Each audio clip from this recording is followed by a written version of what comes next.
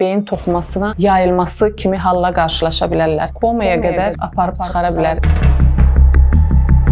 Herpes virusu bizə, beynimizə nə edə bilər? Herpes virusu ağız bucağında, üzdə təkrarlayan yaralarla özünü göstərir və əslində də qurtarıb getmir. Bədəndə hər zaman gizlin olaraq qalır, xüsusilə üzdə və beyin kötüyünə yaxın bölgələrdə. Və herpes virusu keçirən şəxslər xüsusi vəziyyətlərdə, yəni stres halında, immun sistemi zəiflədən digər durumlarda virusun yenidən aktivləşməsi və beyin toxumasına yayılması kimi halla qarşılaşa bilərlər. Bu zaman herpes ensefaliti dediyimiz beynin yan gicgah paylarının xüsusilə tutulmasını müşahidə edilə bilir və bu artıq təcili bir vəziyyətdir. Komaya qədər aparıb çıxara bilər, əgər diaqnostikası və müalicəsi tez bir şəkildə icra edilməzsə. Ona görə hər birimiz nəzərə almalıyıq ki, herpes virusundan qorunmaq üçün görüşərkən üzlə təmas etməməliyik. Bunu uşaqlarımıza da izah etməliyik. Az yaşlı uşaqlarımıza digər şəxslərin öpməsinə icazə verməməliyik. Bundan əlavə başqasının kosmetik vasitələrini istifadə etməməliyik.